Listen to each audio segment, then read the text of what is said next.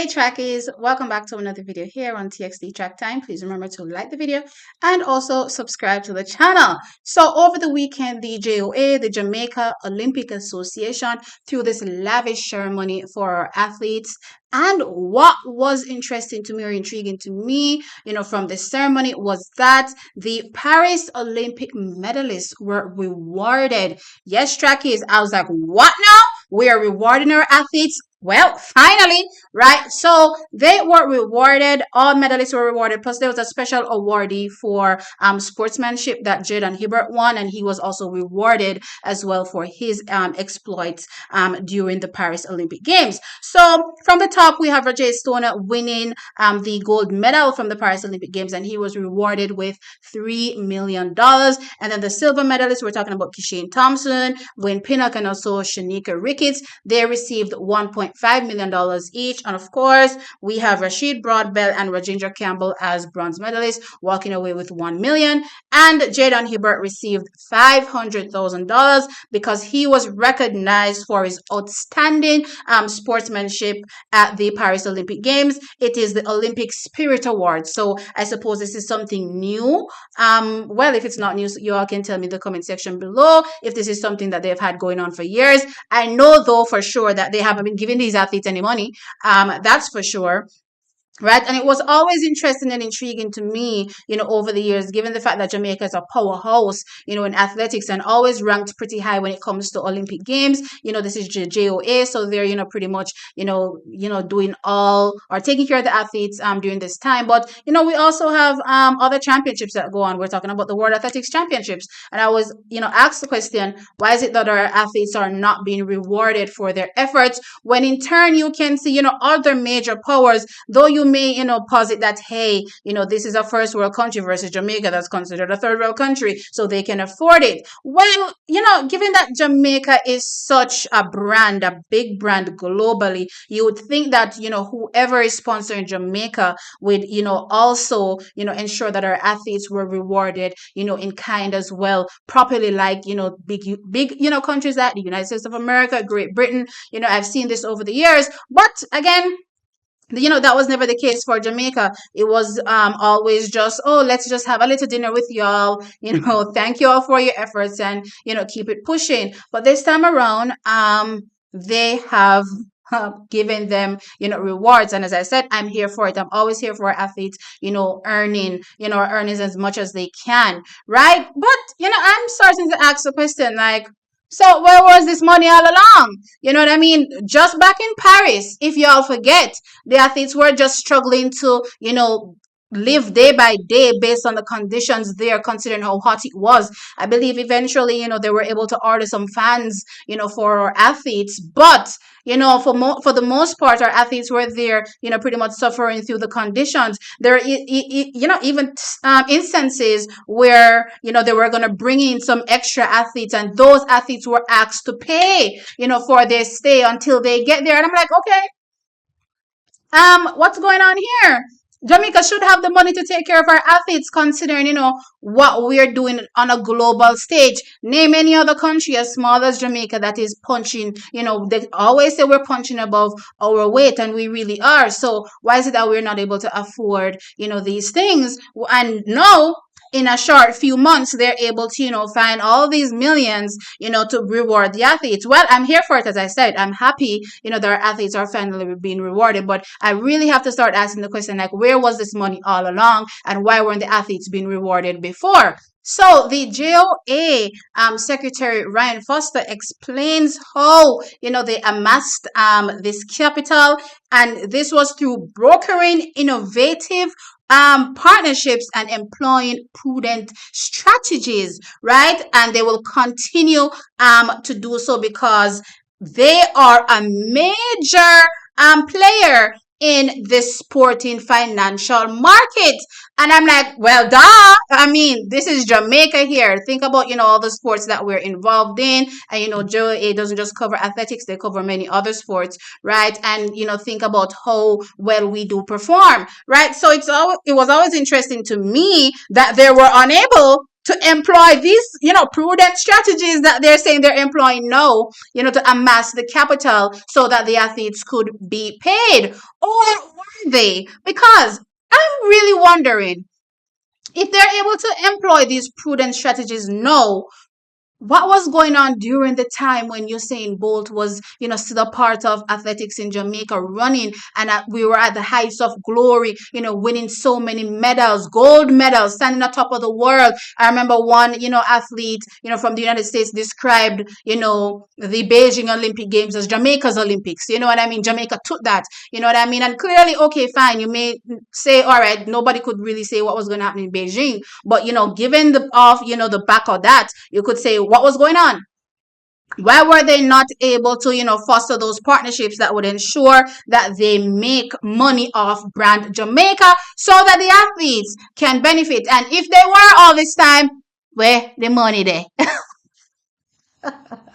Jackie, no, this is serious. This is serious because I really have to wonder to myself sometimes, like, what are we doing here? And don't the rest of the people here in Jamaica realize what brand Jamaica is? And by the rest of the people, clearly I'm talking about the JOA. Don't they realize what brand Jamaica is, or didn't they realize what brand Jamaica is? Right? So, it's pretty interesting to me that they're able to know in this present moment, find the funds or the capital now to reward the athletes. But as I said, I'm here for it because this was something that they should have been doing a long time ago.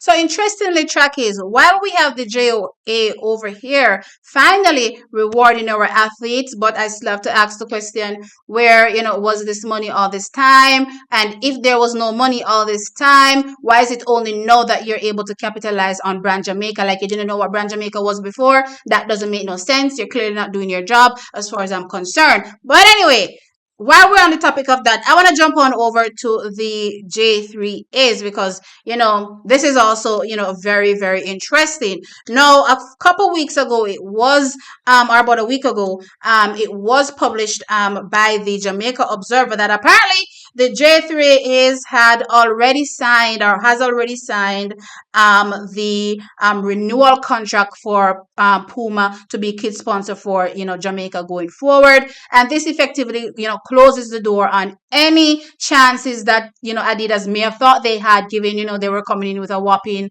$40 million for 8 years. You know what I mean? So it literally shuts the door on that. So I'm going to read you exactly what the Jamaica Observer said. Despite the presence of an 8-year, $40 million offer on the table, which, becomes $5 million a year, right, from rival sports good manufacturer Adidas, the Jamaica Observer has been reliably informed that the Jamaica Administrative Association, the J3As, has already extended its contract with a longtime sponsor, Puma, right? This extension, so this is the interesting tidbit. This extension was reportedly finalized before Adidas made the offer ahead of the period stipulated for contract renegotiations. Yeah. And proposals from competing brands, and will undoubtedly, raise concerns about, competitive fairness, right? I don't even know if there must be some loophole that these people are using, because in the sporting world, is this even legal, right, to sign off on contracts before the stipulated window for renegotiations? Like, how will another company then come in and try to outbid you, you know what I mean, if it is that you don't sign off on the Puma contract a long time? Like, that to me does not make any sense.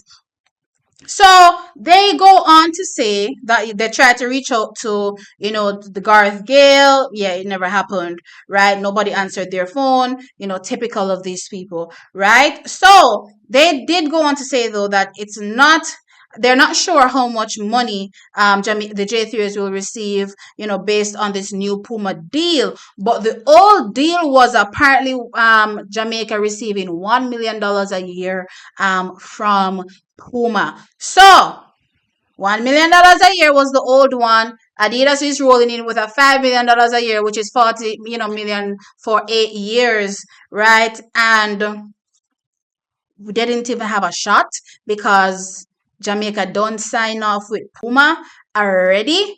Now, something else to note.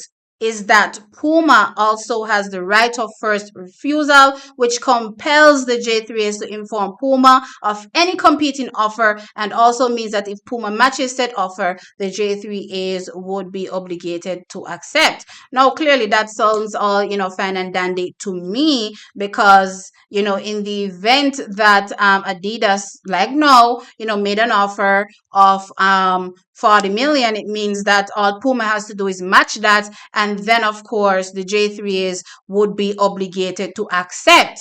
But what will happen when you done sign off and the contract being renewed before the person even made an offer? Is there an opportunity for Jamaica to go back and say, hold up, hold up, hold up, see, Adidas was coming with 40 million, can you match it? Because the contract done signed way before the window of negotiation. To me, that make no sense.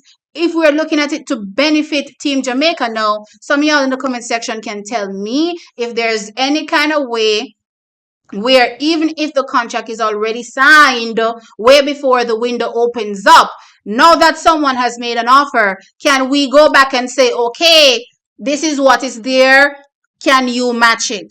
You know what I mean? Because personally, to me, that makes absolutely no sense from a contractual, perspective, to go back in and say, wait, you can change it because this person now, made a greater offer. Like, that doesn't make no sense to me. That's why it's a contract. But anyway, y'all can tell me in the comment section below, which leads me to believe now, what is the J3 up to?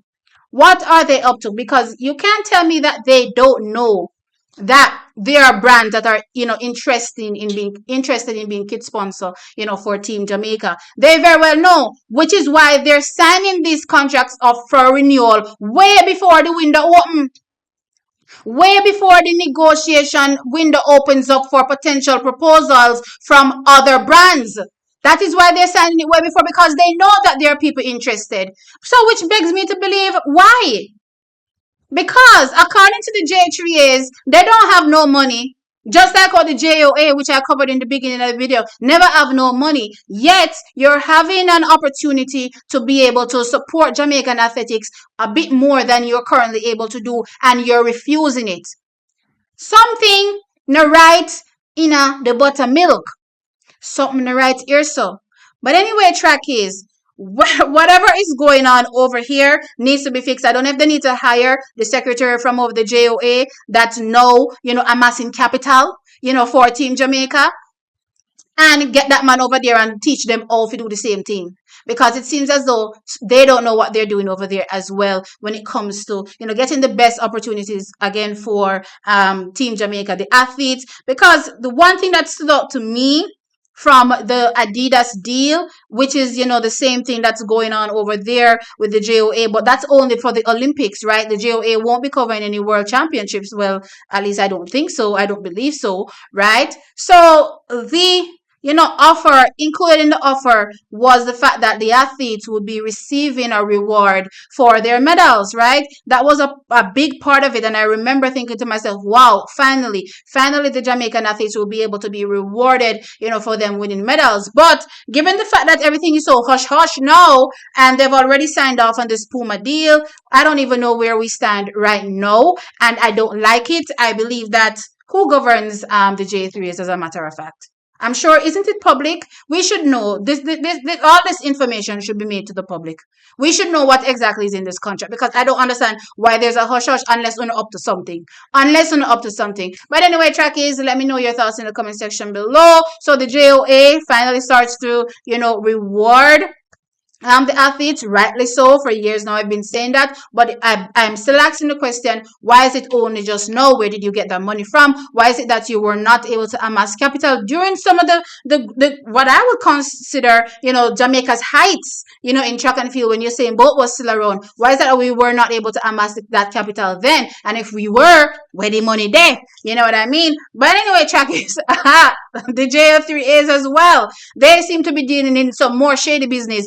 It wouldn't be Jamaica without some level of corruption. I swear to you. But anyway, let me know your thoughts in the comment section below, guys. Like the video, of course, and subscribe to the channel. I'll catch you in the next one. Bye.